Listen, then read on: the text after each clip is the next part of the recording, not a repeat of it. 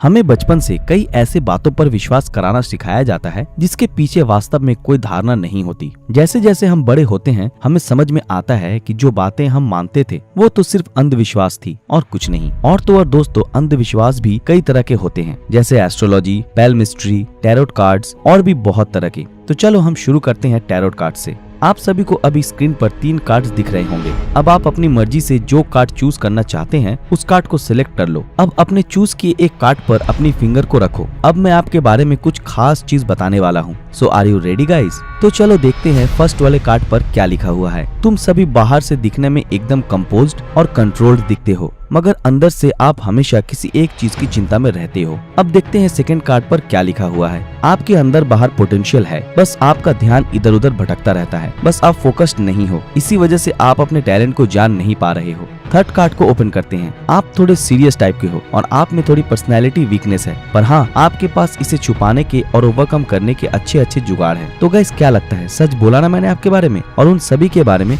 जिन्होंने कार्ड को चूज किया था? दोस्तों, अगर मेरा जवाब सही है तो नीचे कमेंट में जरूर लिखना। अब इसके पीछे क्या सीक्रेट है ये वीडियो के एंड में बताऊंगा। अब नेक्स्ट बात करते हैं पैल्मिस्ट्री के बारे में। अगर आप एक बॉय हैं तो आप अपनी लेफ्ट हैंड को आगे कीजिए और गर्ल हैं तो राइट हैंड को। अब मैं आपको आपके लव लाइफ के बारे में बताऊंगा। अब आपको स्क्रीन पर एक हाथ की हथेली दिख रही होगी। आप सभी की हथेली में ये 4 लाइंस दिख रही होंगी। इसमें जो टॉप वाली लाइन है उसका नाम है हार्ट लाइन, और जो सेकंड वाली लाइन है वो है हेड लाइन। थर्ड वाली लाइन का नाम है लाइफ लाइन, और चौथा लाइन है उसका नाम है फेट यानी कि नसीब की लाइन। अब मैं जो आपको बताने वाला हूँ उसको ध्यान से सुनना। अगर इन चारों लाइन में से अगर आपकी हथेली में एक लाइन नहीं है तो चिंता मत करो दोस्तों, आपकी लाइफ में सब सही होगा, क्योंकि वो लाइन ही ये डिसाइड करती है कि आपकी पूरी लाइफ कैसी होगी। अब वो लाइन ही नहीं है तो ऑब्वियसली आपकी लाइफ में सब कुछ अच्छा होगा। अब अपने हाथ के इस लाइन पर नजर लाओ। अगर ये लाइन लंबी और गहरी है तो इसका मतलब आप अपने प्यार को लेकर बहुत पॉजिटिव हैं। लेकिन अगर ये लाइन छोटी सी है तो आप इमोशनल रहते हैं और अपने इमोशन को जल्द ही एक्सप्रेस कर देते हैं, बट रोमांस के मामले में आपको काफी इंटरेस्ट रहता है। तो क्या लगता है आप लोगों को जो भी मैंने बताया वो सब सच है? तो अब मैं आप लोगों को अगर ये बोलूं कि आप लोग भी इसको बिल्कुल आसानी से कर सकते हैं तो आप क्या सीखना चाहोगे?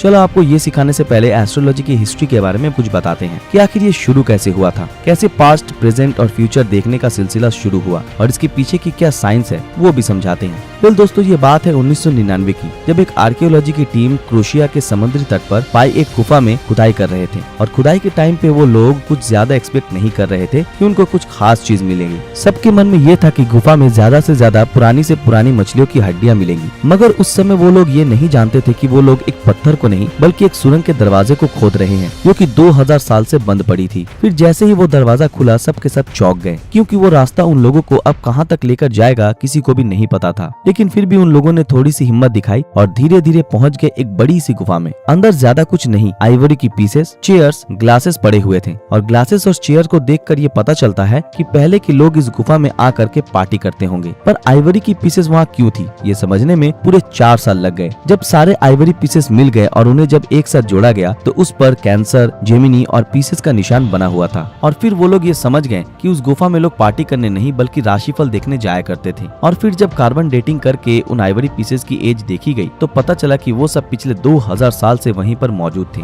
और इसी की वजह से हमें ये फाइनली पता चला कि एस्ट्रोलॉजी आखिर कब से शुरू हुई थी। और फिर हम ह्यूमंस है ही सोशल एनिमल, तब से हम ह्यूमंस ने उन सभी चीजों को फॉलो करना शुरू कर दिया। अब मैं आपको उसके पीछे की सीक्रेट और साइंस बताता हूँ जो मैंने आप लोगों से शुरू में पूछा था, मतलब टैरोट कार्ड्स के बारे में। तो गाइस, इसके पीछे की साइंस ये है कि इसके पीछे कोई साइंस है ही नहीं और ना ही कोई लॉजिक। तो आखिर ये है क्या? तो दोस्तों, इसे कहते हैं द बर्नम स्टेटमेंट्स। ऐसे स्टेटमेंट जो आपके लाइफ से कहीं ना कहीं हमेशा रिलेट करते हैं और इन सब का आंसर आप हमेशा हाँ में ही दोगे। फॉर एग्जाम्पल, अगर कोई आपसे ये कहे कि आप खुश तो रहना चाहते हो मगर आप खुश नहीं रह पा रहे हो, या फिर ये कहे कि आपके अंदर बाहर कुछ करने की पोटेंशियल है, बस आपका ध्यान इधर उधर भटकता रहता है और इसकी वजह से आप खुद की क्षमता नहीं जान पाते हो। अब इस स्टेटमेंट को कोई भी सुनेगा तो इसका आंसर वो हाँ में ही देगा और यही होता है उनका असली खेल। उनकी कई बातें हमें सच लगने लगती है और हम उन पर विश्वास कर लेते हैं। कुछ साइंटिस्ट ने एस्ट्रोलॉजर से पूछा भी कि आप जो बात कर रहे हो फ्यूचर के बारे में, क्या आप उसकी 100% गारंटी लेते हो? तो एस्ट्रोलॉजर्स ने कहा कि नहीं, ये स्टेटमेंट सही हो भी सकता है और नहीं भी। और अगर हम एस्ट्रोलॉजी की हिस्ट्री के बारे में जानते हैं तो ये उस टाइम डिस्कवर हुआ था जब सिर्फ 4 ग्रह डिस्कवर हुए थे और बाकी ग्रहों के बारे में हमें पता नहीं था। बस मर्क्यूरी, वीनस, जुपिटर, अर्थ, नेपच्यून यानी 4 ग्रह और सिर्फ 12 स्टार्स कॉन्स्टेलेशन के बारे में हमें पता था। और आज एस्ट्रोलॉजी में इन्हीं 4 ग्रहों और 12 स्टार कॉन्स्टेलेशन के आधार पर आज के एस्ट्रोलॉजर्स हमें फ्यूचर के बारे में जानकारी देते हैं। बट अगर हम प्रेजेंट में देखें तो आज 8 प्लैनेट्स और 88 स्टार कॉन्स्टेलेशन है। अगर तब के टाइम में हमारे लाइफ पर उन 4 ग्रह और 12 स्टार कॉन्स्टेलेशन अपना प्रभाव दिखाते हैं, तो आज तो 8 ग्रह और 88 स्टार कॉन्स्टेलेशन है, तो कैसे वो अपना प्रभाव नहीं दिखाते होंगे। बट आज भी एस्ट्रोलॉजर्स उन्हीं 4 ग्रहों और 12 स्टार्स कॉन्स्टेलेशन को आधार बनाकर हमारी फ्यूचर के बारे में बताते हैं। एक और ये लॉजिक है जिसे साइंटिफिक लैंग्वेज में हम the law of confirmation bias कहते हैं, जिसमें हमारा दिमाग उन बाबाओं में ये बिलीव कर लेता है कि वो जो भी बोलेंगे वो सच ही होगा, और उनके द्वारा बोले गए बातों को सच मानने के लिए हमारा दिमाग एक पैटर्न क्रिएट करने लगता है कि वो उस बात को सच माने। तो दोस्तों, अब आपको ये समझ आ गया होगा कि कैसे ये नकली बाबा लोग हमें उल्लू बनाते हैं, क्योंकि ये सब दिमाग का खेल है। दोस्तों, आज के लिए बस इतना ही। आशा करते हैं आज की हमारी वीडियो आप लोगों को पसंद आई हो। अगर ये वीडियो आप लोगों को पसंद आया तो इस वीडियो को लाइक और ज्यादा से ज्यादा शेयर जरूर करें। अगर आप हमारे चैनल पर नए हैं तो हमारे चैनल को सब्सक्राइब करके बेल आइकन ऑन कर दें, और जिन लोगों ने हमारे फेसबुक पेज को फॉलो नहीं किया वो तुरंत फॉलो कर दें। तो फिर मिलते हैं आपके साथ अगले वीडियो में, तब तक के लिए अलविदा।